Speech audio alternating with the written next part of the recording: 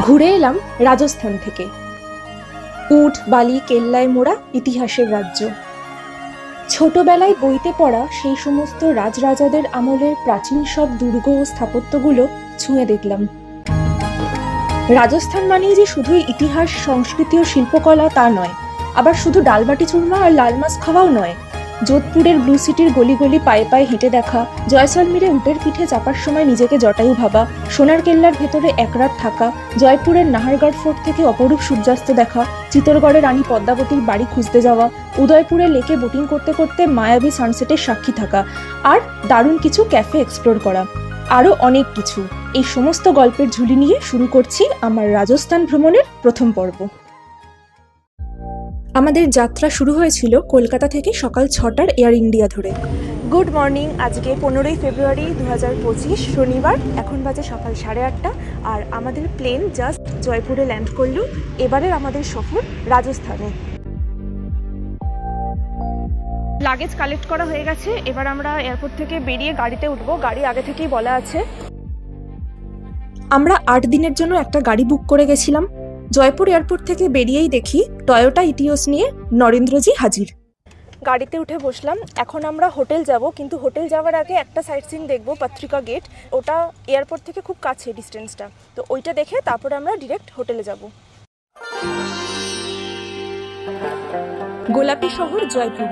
এখানে পা রাখতেই প্রথমে স্বাগত জানালো এই পত্রিকা গেট। বলা হয় the most colourful door of India. সত্যিই তাই। রঙিন মার্বেলের ওপর খোদাই করা অসাধারণ শিল্পকার্য ও নকশায় ফুটে উঠেছে সেকালের ইতিহাস, ঐতিহ্য, সংস্কৃতি ও যুদ্ধের সমস্ত চিত্র। এখানে ফটোশুটের জন্য অনেকে ক্যামেরা নিয়ে অপেক্ষা করছিল। আমিও এক ডিএসএলআর দাদাকে দিয়ে কয়েকটা ছবি তুলিয়ে নিলাম।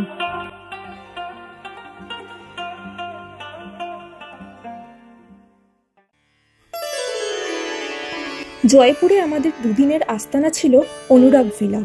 বাগানে ঘেরা রাজপ্রাসাদের মতো এই বাড়িটাতে প্রবেশ মাত্রই মনটা ভরে গেল। কত সুন্দর যত্ন নিয়ে সাজানো প্রত্যেকটা কোণা, ওই যাকে বলে অ্যাস্থেটিক টাচ। সব থেকে বেশি নজর কেড়েছিল ঘরের সিলিং জুড়ে হাতে আঁকা এই নকশাটা। আমাদের রুম ছিল গ্রাউন্ড ফ্লোরে, 3 জন থাকার স্টুডিও রুম। ঘরের সাথে লাগোয়া একটি প্রাইভেট ছোট্ট বসার জায়গাও ছিল।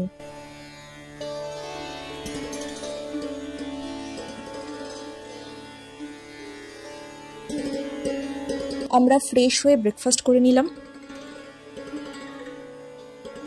আমরা এখন ফ্রেশ হয়ে একটুখানি বেরোচ্ছি। আজকে কয়েকটা সাইট সিন করব। আমাদের দাদা নরেন্দ্রজি এসে গেছেন, ওনার গাড়িতেই আমরা 8 দিন ঘুরবো, আগেই বলেছি। ফার্স্ট ডেস্টিনেশন কি? City palace. First destination city palace. চলুন।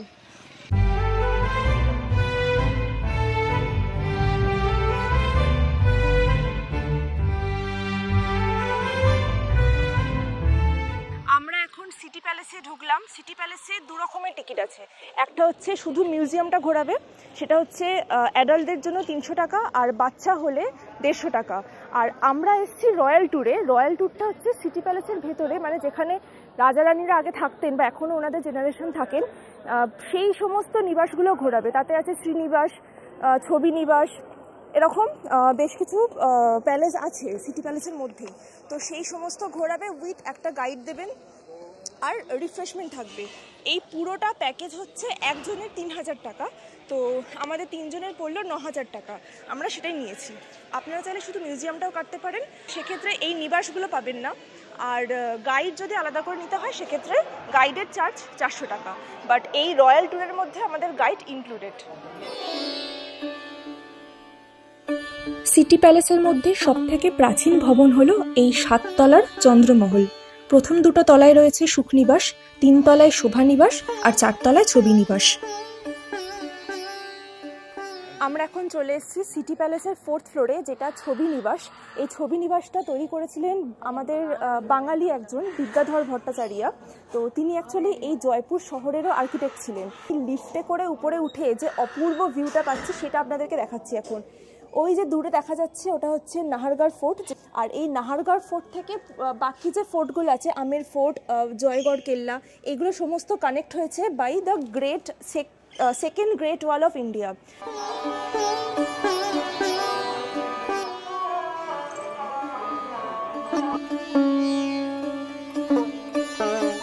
নীল সাদা মার্বেলের অপরূপ কারুকার্য করা এই ব্লু রুম বা ছবি নিবাস ছিল তৎকালীন মহারাজাদের বিশ্রাম কক্ষ বা মনসুন প্যালেস।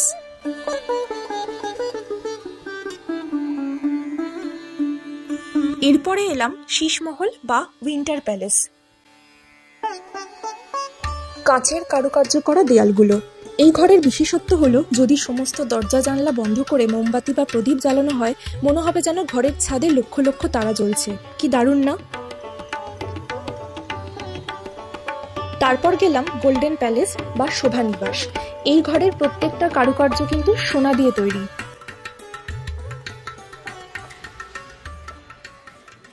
আমরা এখন সিটি প্যালেস ঘুরে রুফটপে এলাম। এই সিটি প্যালেসের রুফটপে রিফ্রেশমেন্টের ব্যবস্থা রয়েছে, টি, কফি, জুস, সফট ড্রিঙ্কস, যেটা খাবে। তো আমরা ম্যাঙ্গো জুস নিয়েছি। আগেও বললাম যেটা যে এই রিফ্রেশমেন্টটাও কিন্তু এই টিকিটের প্রাইসের মধ্যেই ইনক্লুডেড। সিটি প্যালেস থেকে বেরোতে বেরোতেই অনেকটা বেলা হয়ে গেছিল। বিকেল গড়িয়ে সন্ধ্যা নামার মুখে আমরা এসে পৌঁছালাম নাহারগড় ফোর্টে। এখানে প্রবেশ মূল্য 52 টাকা জনপ্রতি। শরীরে ক্লান্তি থাকলেও এই দৃশ্য দেখার বাসনা ছিল তার থেকেও প্রবল। গোলাপি শহরটার কোলে ধীরে ধীরে লাল সূর্যের ঢলে পড়া দেখার সেই মুহূর্তটা আজীবন মনে থাকবে।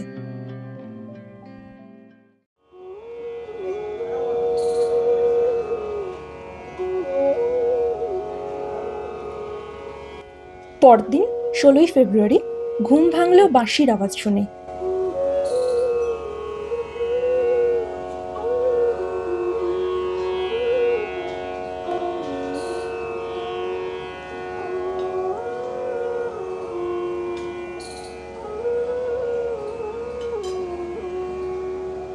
এই অনুরাগ ভিলায় সকালবেলাটা খুব ভালো কাটছে।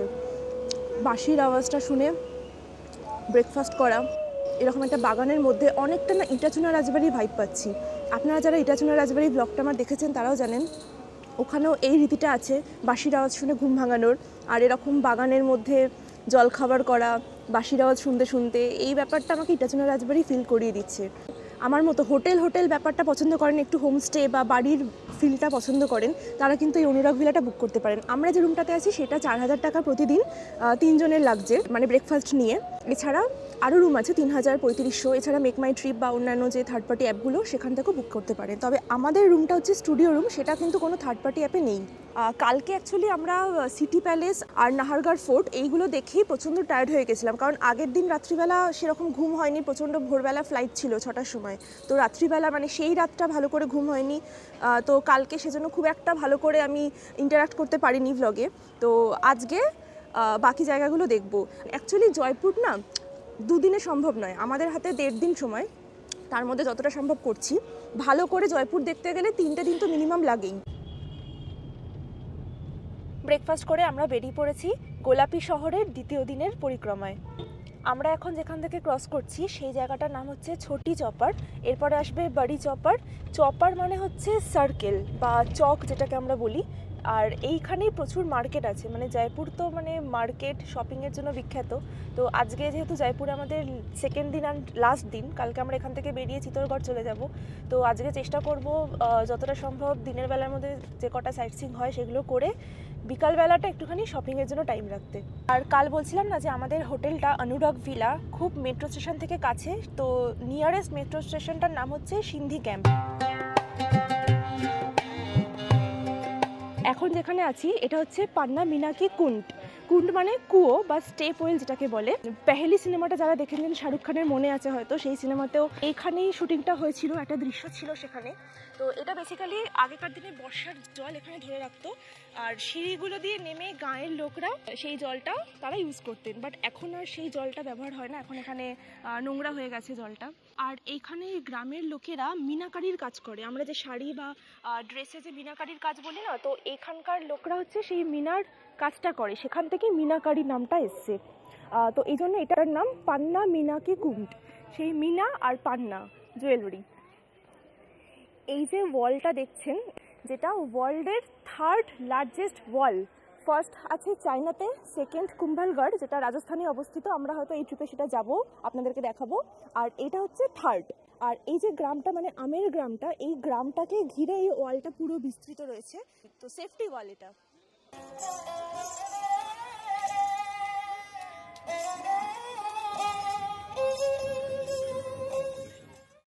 এখন চলে এসেছি আমের প্যালেস বা আম্বার প্যালেস, যেটা রাজস্থানের সব থেকে পুরনো প্যালেস বা সব থেকে পুরনো ফোর্ট। আর এটা এতটাই পুরনো যে ওয়ার্ল্ড ইউনেস্কো হেরিটেজ সাইটে এটার নাম নথিভুক্ত করা হয়েছে। এইটা প্রথম বানিয়েছিলেন রাজা মানসিং, মানে বানানো শুরু করেছিলেন। আর এই পুরো প্যালেসটা, মানে প্যালেস সংলগ্ন যে পুরো এরিয়াটা, সেইটা বানাতে 135 বছর সময় লেগেছিল। মানসিং তৈরি করেছিলেন, শুরু করেছিলেন বানানো, আর শেষ করেছিলেন রাজা জয়সিং, যে জয়সিংয়ের নামেই জয়পুর শহরটার নামকরণ হয়েছে। উনি জয়পুর শহরটা বানান। আর এই আমার প্যালেসটা অনেকটা উঁচুতে, মানে ফোর্টটা, কিন্তু এখানে গাড়ি এলো, মানে জাস্ট গাড়ি থেকে নেমে একটুখানি 200 মিটার মতো হাঁটতে হলো। গাড়ি কিন্তু ওপর অব্দি আসছে। যারা পাবলিক ট্রান্সপোর্টে আসবেন তারা নিচে একটা, মানে যেখানে ওলা উবের যাতেই করে আসুন না কেন, সেখান থেকে কিন্তু হাতি নেওয়া যায়। হাতি আছে, জিপ আছে, তো সেই হাতি বা জিপে করে প্যালেস অব্দি আসা যায়। আমরা যেহেতু গাড়ি নিয়েছি, গাড়ি করে একদম ডিরেক্ট প্যালেসের সামনেই নামলাম।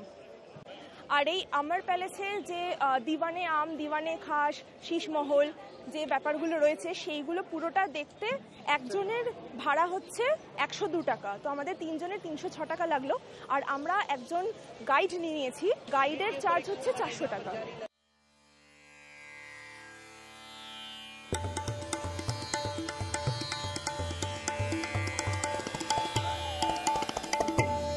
আমের প্যালেসের মধ্যে প্রথম যে জায়গাটাতে এলাম সেটা হচ্ছে দিওয়ানে আম। দিওয়ানে আম আমরা ছোটবেলায় ইতিহাসের বইতে পড়েছি, অর্থাৎ রাজা যেখানে আম জনতার সাথে দেখা করতেন, তাদের কথা শুনতেন, সেইটা হচ্ছে এই জায়গাটা।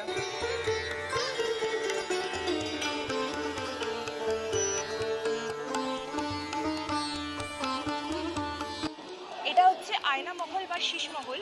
গতকাল সিটি প্যালেসেও আমরা দেখেছিলাম যেটা শীষমহল ছিল ওখানকার। এটা আমের প্যালেসের শীষমহল। আর এইটা হচ্ছে দিওয়ানে খাস। দিওয়ানে খাস মানে রাজা যেখানে মন্ত্রী বা খাস লোকজনের সাথে গোপন বৈঠক করতেন, সেটা হচ্ছে দিওয়ানে খাস। রাজা মানসিংয়ের 12টা রানী ছিলেন। 12টা রানীর জন্য 12টা আলাদা আলাদা কক্ষ বা ঘর ছিল। তার একটা হচ্ছে এইটা, মানে এই পুরো যে জায়গাটা দেখছেন, এই স্পেসটা, ওদিকে ঘর রয়েছে, এটা হচ্ছে প্রথম রানীর ঘর। তার পাশেই এই দেওয়াল দিয়ে ভেদ করে নেক্সট যখন আবার যাচ্ছি, সেইটা হচ্ছে আরেকটা রানীর ঘর। এরকম 12টা ঘর আর 12টা জায়গা রয়েছে, এক একটা রানীর এক একটা জায়গা। আর ওই যে ঘরটা দেখা যাচ্ছে ওপরে, ওটা রাজার ঘর ছিল। রাজার ঘর থেকে একটা মঞ্জিল বা সিক্রেট করিডোর গেছে। সেই করিডোরটা প্রত্যেকটা রানীর ঘরের সাথে কানেক্টেড, যাতে এক রানী জানতে না পারেন যে রাজা এখন কোন রানীর ঘরে আছেন। এইটা দেখুন, রানীর জুয়েলারি বক্স, যেমন বড় ততটাই ভারী। দাদাও তুলতে পারছেন না।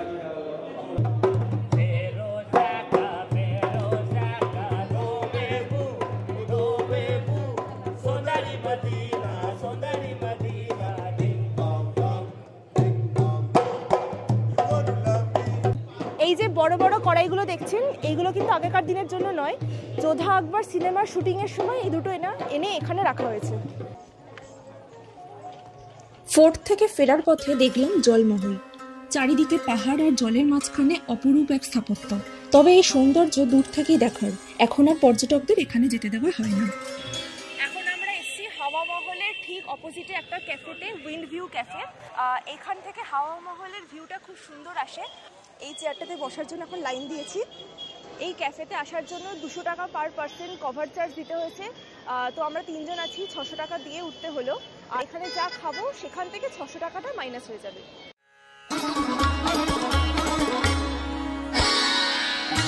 সেদিনের শেষ গন্তব্য ছিল শহর থেকে একটু দূরে গলতাজি টেম্পল বা মাঙ্কি টেম্পল।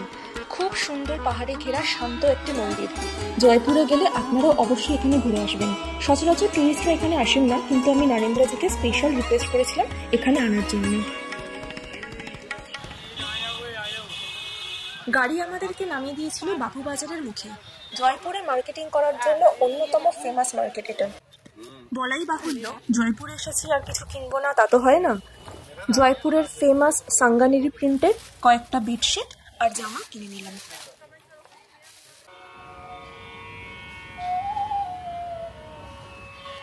আজ 17 ফেব্রুয়ারি, জয়পুর ছেড়ে চলে যাওয়ার দিন। আর যথারীতি আজকেও বাঁশির আওয়াজ শুনতে শুনতে ব্রেকফাস্ট করছি।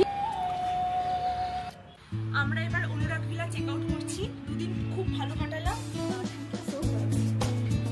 এবার আমরা চলে যাব চিতলগড়ে। আর এই ভিডিওটা এখানে শেষ করছি। চিত্তরগড় আর উদয়পুর নিয়ে আসছি খুব শিগগিরই পরের পর্বে। আর ভিডিও যদি ভালো লাগতে থাকে তাহলে আমার চ্যানেলটা সাবস্ক্রাইব করে দেবেন, আর এই ভিডিওগুলোতে একটা লাইক, কমেন্ট আর শেয়ার করে দেবেন। টাটা, দেখা হচ্ছে চিত্তরগড়ে।